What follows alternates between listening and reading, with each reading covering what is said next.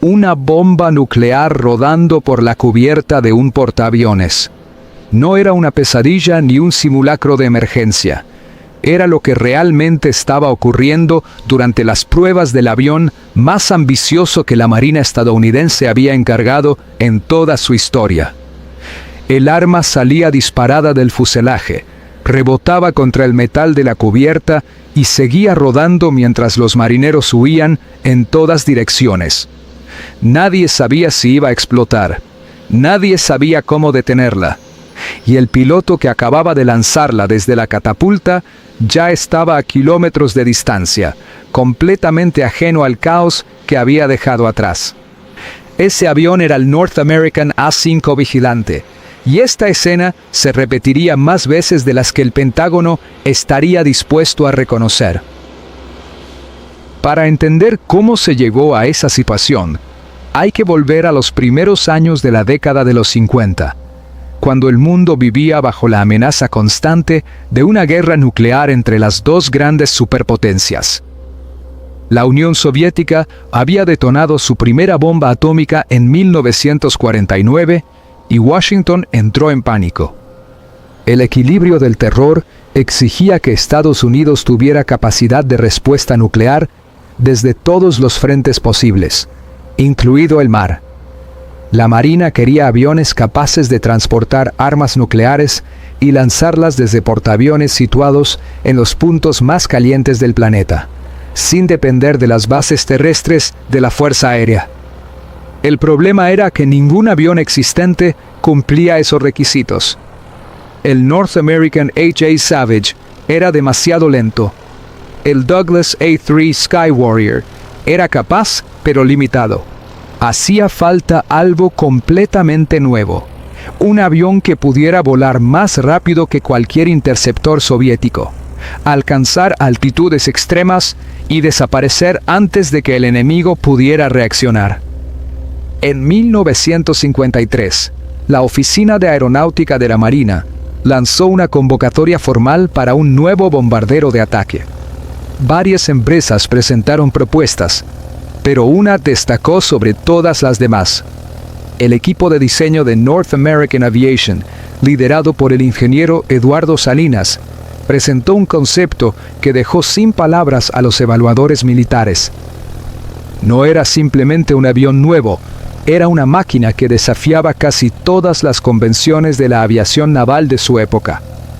Alas en flecha pronunciada, fuselaje largo y esbelto, tren de aterrizaje triciclo, con el tren principal retrayéndose hacia el interior del fuselaje para reducir la resistencia aerodinámica.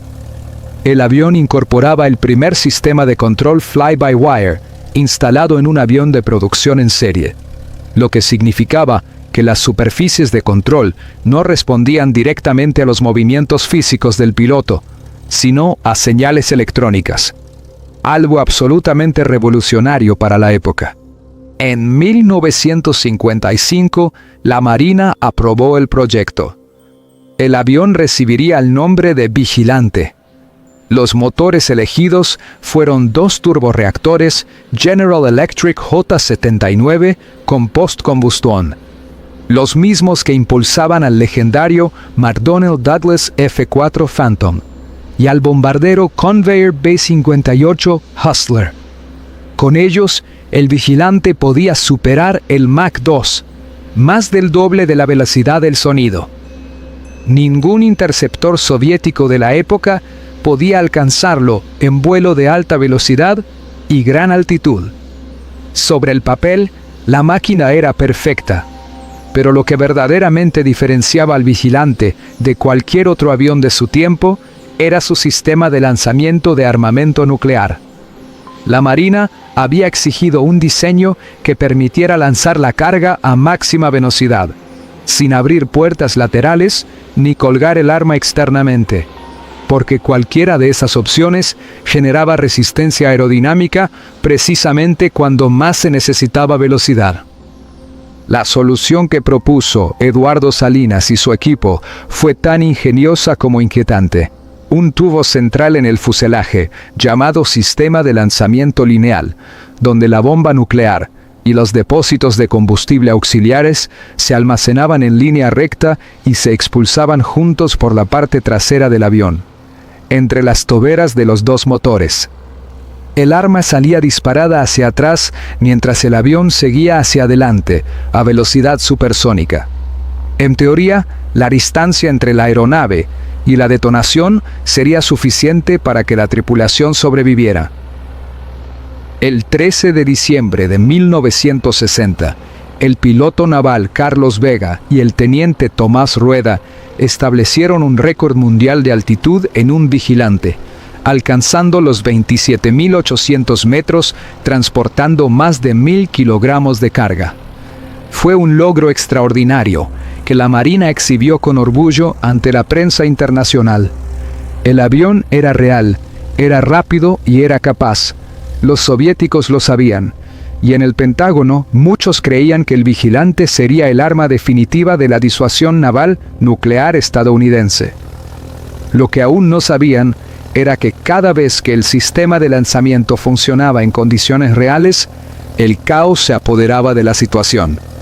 La bomba no siempre seguía la trayectoria prevista. A veces giraba sin control sobre sí misma. A veces simplemente seguía al avión durante varios segundos, como si no quisiera separarse de él. Y cuando los pilotos comenzaron a reportar estos fallos con insistencia creciente, el programa entero empezó a tambalearse. Los pilotos de la Marina de los Estados Unidos no eran hombres fáciles de impresionar. Habían aterrizado en portaaviones de noche, con mal tiempo y bajo fuego enemigo. Habían volado misiones que la mayoría de los seres humanos no podría imaginar. Pero cuando se sentaban en la cabina del vigilante y comprendían exactamente cómo funcionaba su sistema de armamento nuclear, muchos llegaban a una conclusión incómoda. Este avión podía matarlos, sin que el enemigo disparara un solo tiro.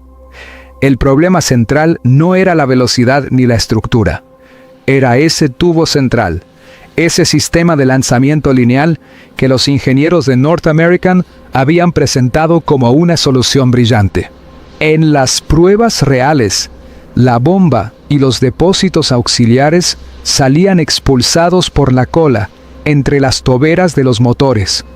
Pero la física no cooperaba con los planes del laboratorio.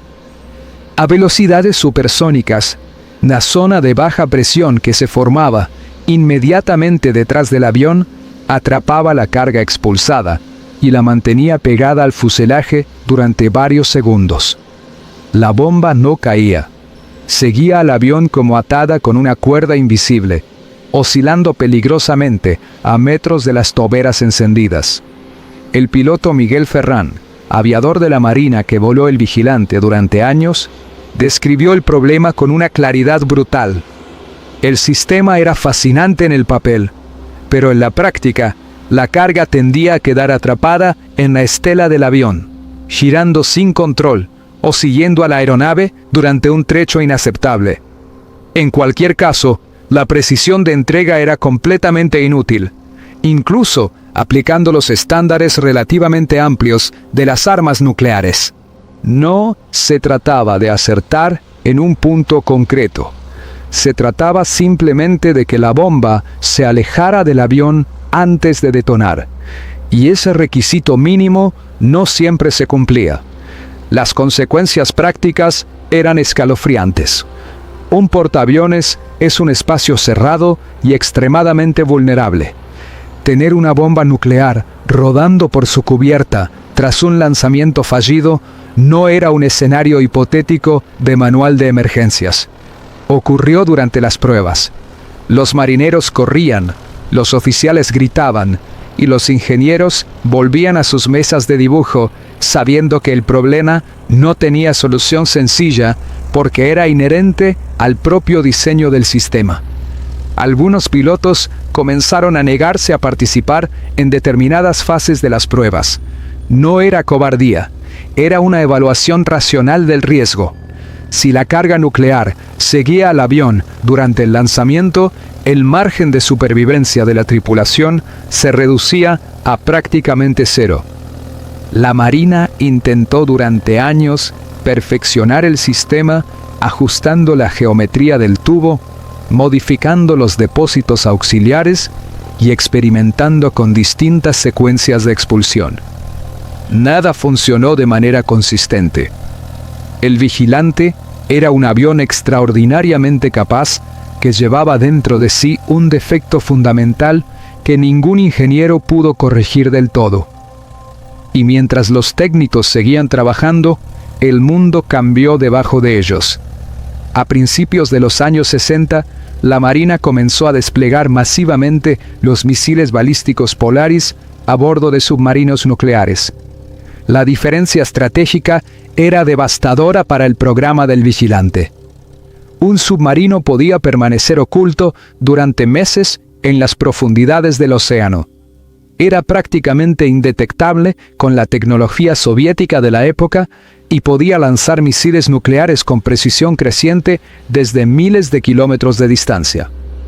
No necesitaba catapultas, no necesitaba portaaviones, no necesitaba pilotos dispuestos a arriesgar su vida con un sistema de lanzamiento que fallaba con demasiada frecuencia. El Vigilante, concebido como la respuesta definitiva de la Marina a la amenaza nuclear soviética, quedó obsoleto estratégicamente antes de haber disparado un solo arma en combate real. En 1963, la Marina canceló toda producción adicional de la versión bombardera del A-5. El avión más caro, más rápido y más tecnológicamente avanzado que la aviación naval estadounidense había encargado jamás, fue retirado de su misión principal sin haberla cumplido ni una sola vez. 43 aparatos habían sido construidos, representaban cientos de millones de dólares invertidos, años de ingeniería de vanguardia y el trabajo de miles de personas. Ahora estaban aparcados en hangares navales sin misión clara, convertidos en símbolo silencioso del fracaso más costoso de la aviación naval de la Guerra Fría. Los submarinos con misiles Polaris habían ganado sin disparar. El Vigilante había perdido sin volar en combate. Pero en North American Aviation, un grupo de ingenieros miraba esos 43 fuselajes aparcados y veía algo diferente. No veían un fracaso.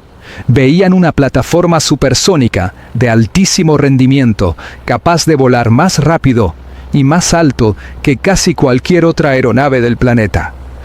Y en el sudeste asiático, una guerra que nadie quería llamar guerra, estaba a punto de necesitar exactamente eso. Convertir un bombardero nuclear fallido en otra cosa no era una decisión sencilla. Requería admitir públicamente que el diseño original había fracturado, algo que ninguna institución militar hace con facilidad. Pero los ingenieros de North American tenían un argumento irrefutable. El fuselaje del Vigilante era una de las plataformas aéreas más rápidas y estables que existían en ese momento. El problema nunca había sido el avión en sí. El problema había sido lo que se intentaba hacer con él. La solución llegó en forma de una modificación profunda que transformó el A-5 en el RA-5C, donde la R indicaba reconocimiento. El tubo central, que había causado tantos problemas, fue vaciado de su contenido original y reconvertido en un compartimento para equipos de inteligencia. Donde antes viajaba una bomba nuclear, ahora había cámaras, sensores electrónicos y equipos de medición electromagnética. Era una transformación radical, tanto en términos técnicos como en filosofía operativa. El sistema de reconocimiento instalado en el RA-5C era, para los estándares de 1963, extraordinariamente sofisticado. Incluía 3 tipos distintos de cámaras capaces de fotografiar desde diferentes ángulos y altitudes simultáneamente. Un radar bajo el fuselaje que complementaba la información visual con datos de barrido electrónico del terreno, y equipos de contramedidas electrónicas que permitían al avión detectar y registrar emisiones de radares enemigos para su posterior análisis. Cada fotografía tomada durante una misión quedaba automáticamente marcada con las coordenadas exactas de latitud y longitud del avión en el momento del disparo, lo que permitía a los analistas identificar con precisión milimétrica la ubicación de cada objetivo fotografiado. El tiempo de procesado de las imágenes era de 1 hora desde el aterrizaje en el portaaviones hasta que los especialistas podían trabajar con el material. En una época en que el procesado fotográfico de reconocimiento podía tardar días, esa hora representaba una ventaja operativa enorme. El navegador de bombardeo del asiento trasero fue reemplazado por un navegador de ataque de reconocimiento, especialista cuya función principal era gestionar los sistemas de sensores durante el vuelo, identificar objetivos de interés y coordinar la cobertura fotográfica con los planes de misión. El piloto mantenía el control de los sistemas de eyección de ambos asientos, pero el navegador podía eyectarse de manera independiente si la situación lo requería. Era un detalle técnico menor que en la práctica tendría consecuencias dramáticas para muchas tripulaciones sobre Vietnam. El primer RA-5C fue entregado a la Marina en junio de 1963. Los escuadrones de reconocimiento comenzaron a entrenar con la nueva configuración, aprendiendo procedimientos completamente distintos a los de la versión bombardera. Ya no se trataba de aproximarse a un objetivo, lanzar y escapar. Ahora la misión exigía sobrevolar la zona objetivo a velocidades precisas y altitudes calculadas para obtener imágenes utilizables, lo que significaba mantener rutas predecibles durante periodos críticos de exposición al fuego antiaéreo. En el verano de 1964, los primeros RA-5C desplegados operativamente comenzaron a volar misiones desde portaaviones estadounidenses posicionados en el Golfo de Tonkin, frente a las costas de Vietnam del Norte. El contexto político era explosivo. El incidente del Golfo de Tonkin en agosto de ese mismo año había dado a la administración Johnson la justificación formal para escalar la participación militar estadounidense en el conflicto. Los vigilantes reconvertidos llegaban exactamente cuando la demanda de inteligencia sobre posiciones norvietnamitas se disparaba. Las misiones iniciales se concentraron sobre Vietnam del Sur, donde el riesgo era relativamente manejable, pero a medida que la guerra se intensificó y los bombardeos sobre el norte se convirtieron en operaciones regulares, el RA-5C comenzó a volar hacia territorios infinitamente más peligrosos. La lógica militar era simple y despiadada. Antes de un bombardeo, el vigilante fotografiaba el objetivo para confirmar su naturaleza e identificar defensas.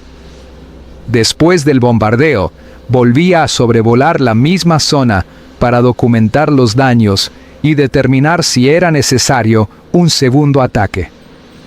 Era precisamente esa segunda pasada la que convertía al RA-5C en el avión más vulnerable del teatro de operaciones. Los artilleros antiaéreos norvietnamitas aprendieron rápidamente el patrón. Sabían que después de cada bombardeo estadounidense, un avión solitario y rápido aparecería sobre los escombros para fotografiarlos. No necesitaban rastrearlo con radar durante mucho tiempo. Solo necesitaban esperar, apuntar a donde calculaban que aparecería y disparar con todo lo que tenían. El vigilante llegó a Vietnam siendo el avión más rápido y tecnológicamente avanzado de todos los que operaban desde los portaaviones americanos. Y aún así, volar sobre territorio enemigo, sin armamento defensivo propio, siguiendo rutas parcialmente predecibles, dictadas por las necesidades fotográficas de la misión, lo convertía en un objetivo que los norvietnamitas podían anticipar con una precisión letal. La velocidad, que lo hacía intocable en otros contextos, No era suficiente cuando el enemigo ya sabía exactamente dónde ibas a estar. Los números no mienten, aunque a veces resultan difíciles de aceptar. De todos los aviones navales estadounidenses que operaron sobre Vietnam, el RA-5C Vigilante registró la tasa de pérdidas más alta en proporción a sus misiones. No era un caza que se enfrentara directamente al enemigo. No era un bombardero que penetrara defensas antiaéreas cargado de explosivos. Era un avión de reconocimiento que supuestamente debía entrar, fotografiar y salir antes de que nadie pudiera reaccionar. Y aún así, los escuadrones de vigilante perdieron más aparatos por misión que prácticamente cualquier otra unidad de la aviación naval en todo el conflicto. A lo largo de la guerra, 18 RA-5C fueron destruidos en combate. 11 cayeron derribados por fuego de artillería antiaérea convencional. 2 fueron alcanzados por misiles superficie-aire soviéticos. 1 fue derribado por un MiG-21 en combate aéreo directo. Y 5 desaparecieron por causas que los registros oficiales nunca llegaron a determinar con certeza, absorbidos por la niebla de guerra del sudeste asiático. La artillería antiaérea norvietnamita era el enemigo más implacable del vigilante, no porque fuera tecnológicamente superior, sino porque la naturaleza de las misiones de reconocimiento postataque entregaba a los artilleros exactamente lo que necesitaban: tiempo, posición aproximada y un blanco predecible. Los cañones de 37 milímetros y los de 57 milímetros fueron las armas que más vigilantes derribaron. No eran sistemas guiados, eran piezas de artillería convencional manejadas por hombres con experiencia que aprendían con cada misión estadounidense y ajustaban sus cálculos de disparo con una precisión adquirida a base de práctica brutal. Los escuadrones de vigilante operaban desde varios portaaviones desplegados en el Golfo de Tonkin en rotaciones continuas. El Escuadrón de Ataque de Reconocimiento 12, conocido como RBAH-12, fue uno de los más activos y también uno de los que sufrió pérdidas más dolorosas. Sus aparatos volaban desde el USS Constellation, realizando misiones sobre las rutas de suministro norvietnamitas, los nudos ferroviarios cercanos a la frontera china y las instalaciones militares que los bombarderos de la Marina atacaban de manera sistemática. El 13 de agosto de 1967 fue uno de los días más oscuros para ese escuadrón. El capitán Rafael Montoya, piloto veterano con 33 misiones de reconocimiento de alta velocidad completadas sobre territorio norvietnamita, despegó del Constellation junto a su oficial de navegación en una misión sobre un puente ferroviario situado cerca de la frontera con China. Era una zona extremadamente defendida porque los norvietnamitas sabían que esos puentes eran objetivos prioritarios para la aviación estadounidense y habían concentrado allí baterías antiaéreas de múltiples calibres. El vigilante de Montoya fue alcanzado por fuego de cañones de 37 milímetros cuando sobrevolaba el área objetivo. La eyección fue violenta. Montoya se dislocó el hombro durante el proceso y aterrizó en territorio controlado por fuerzas norvietnamitas. En el suelo, herido y desorientado, intentó evadir la captura, moviéndose hacia una zona donde pudiera ser rescatado. Fue localizado y mientras intentaba alejarse, recibió un disparo. Capturado y trasladado a Hanoi, fue internado en el complejo penitenciario que los prisioneros de guerra estadounidenses llamaban la Swallow, la golondrina, uno de los centros de detención más duros del sistema carcelario norvietnamita, donde las condiciones de internamiento y los interrogatorios dejaban secuelas permanentes en quienes lo sobrevivían. Montoya permanecería prisionero durante 2040 días, más de 5 años y medio encerrado, sin contacto regular con su familia. sometido a las rutinas de humillación y presión psicológica que las autoridades norvietnamitas aplicaban sistemáticamente a los aviadores capturados para extraer información sobre operaciones, grutas y procedimientos. Años después, en una conmemoración celebrada en 2010, Rafael recordó el momento en que fue derribado, con una frase que resumía la mentalidad de los pilotos del Vigilante. No se suponía que me derribaran porque era bueno. Era la convicción de un profesional extraordinario, enfrentándose a la realidad de que la habilidad individual tiene límites, cuando el enemigo conoce de antemano tu trayectoria. Mientras Montoya cumplía su cautiverio, los vigilantes seguían volando. Los escuadrones realizaron un total de 31 despliegues operativos durante toda la guerra. En los primeros años, cada escuadrón desplegaba con 6 aparatos, pero las pérdidas acumuladas y las dificultades de reposición fueron reduciendo ese número progresivamente, hasta que hacia 1976, los escuadrones operaban con apenas 3 aviones cada uno. La máquina que había llegado a Vietnam como el activo de reconocimiento más sofisticado de la flota, se estaba consumiendo misión a misión, sin que hubiera una respuesta táctica efectiva para el problema fundamental. Volar rutas predecibles sobre objetivos ya bombardeados seguía siendo una sentencia de muerte para demasiadas tripulaciones.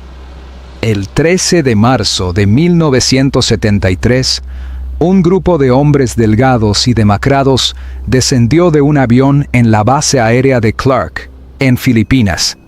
Llevaban años sin ver a sus familias, años sometidos a condiciones que habían destruido físicamente a muchos de ellos.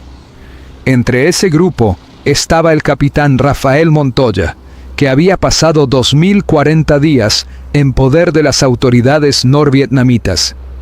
Cuando pisó suelo libre por primera vez desde agosto de 1967, no pronunció un discurso de victoria, ni gesticuló ante las cámaras.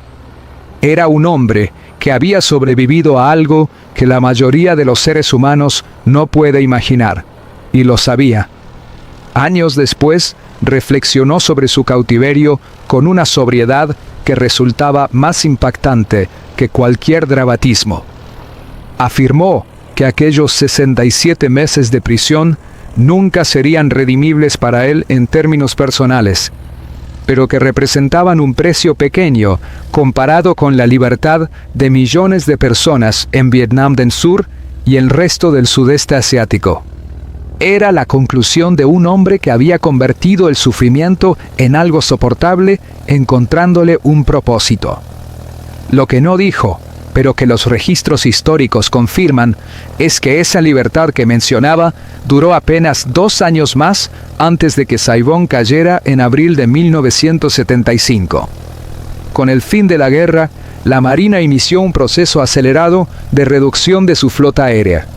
El presupuesto postbélico era radicalmente inferior al de los años de conflicto activo, y cada avión que se mantenía en servicio debía justificar su coste operativo con argumentos sólidos. El Vigilante no podía hacerlo. Era una máquina de grandes dimensiones que ocupaba un espacio desproporcionado en las cubiertas de los portaaviones. Consumía cantidades enormes de combustible y cuyos sistemas electrónicos requerían un mantenimiento especializado extraordinariamente costoso. Los técnicos que sabían trabajar con su equipamiento específico eran escasos, y su formación llevaba tiempo y dinero. En 1968, cuando la guerra estaba en su punto más intenso, la Marina había realizado un último pedido de 46 nuevos RA-5C para reponer las pérdidas sufridas en combate. La única diferencia técnica relevante era una extensión del orden de ataque del ala que mejoraba el control en actitud de cabeceo durante las aproximaciones de aterrizaje en portaaviones. Una maniobra que seguía siendo extremadamente exigente para los pilotos. Los motores también fueron actualizados a la versión J79G10 con mayor rendimiento. pero de esos 46 aparatos encargados, solo 36 fueron finalmente construidos. El último Vigilante salió de la línea de ensamblaje en Ohio en agosto de 1970. La cadena de producción se cerró definitivamente y no volvería a abrirse. Durante la segunda mitad de los años 70, los escuadrones de Vigilante fueron desactivándose uno tras otro. No hubo ceremonia de retirada especialmente emotiva ni reconocimiento público significativo. Los aparatos fueron trasladados a instalaciones de almacenamiento o directamente dados de baja. La Marina había encontrado en otros aviones más compactos, más baratos y más fáciles de mantener las capacidades de reconocimiento que necesitaba. La tecnología satelital comenzaba además a ofrecer una alternativa que ningún avión tripulado podía igualar en términos de riesgo para las tripulaciones. El 20 de noviembre de 1979, en la Base Aérea Naval de Pensacola, Florida, un RA-5C despegó por última vez en una misión operativa. No había objetivos enemigos, era simplemente el último vuelo oficial de un avión que había comenzado su historia como la respuesta nuclear definitiva de la Marina estadounidense, y la terminaba como un aparato de reconocimiento que el presupuesto ya no podía sostener. En 1980, el último escuadrón operativo de Vigilante fue desactivado formalmente. El avión desapareció del inventario activo de la Marina sin haber cumplido jamás su misión original. El balance final era difícil de presentar como un éxito. Como bombardero nuclear, el Vigilante fue un fracaso completo que nunca lanzó un arma en condiciones operativas reales. Como reconocedor, fue técnicamente brillante, pero operativamente devastador para las tripulaciones que lo volaron, con la tasa de bajas más alta de la aviación naval en Vietnam. Había costado una fortuna desarrollarlo, producirlo y mantenerlo, y al final fue reemplazado por soluciones más baratas y menos arriesgadas que sus propios ingenieros podrían haber desarrollado desde el principio sin el enorme rodeo del programa bombardero. Lo que el Vigilante dejó detrás no fueron victorias, sino lecciones. Sus sistemas fly-by-wire influyeron en el desarrollo de generaciones posteriores de aviones de combate. Sus equipos de reconocimiento electrónico establecieron estándares que los diseñadores de inteligencia aérea estudiaron durante décadas. Y las historias de sus tripulaciones sobre Vietnam, los que regresaron y los que no, forman parte de uno de los capítulos más duros y menos celebrados de la guerra aérea del siglo XX. Si esta historia te ha parecido tan impactante como a nosotros, dale a me gusta para que más personas puedan conocerla. Deja en los comentarios qué avión de la Guerra Fría o de Vietnam te gustaría que analizáramos en el próximo video. Y si aún no te has suscrito al canal, hazlo ahora, para no perderte ninguna historia de las que están por llegar.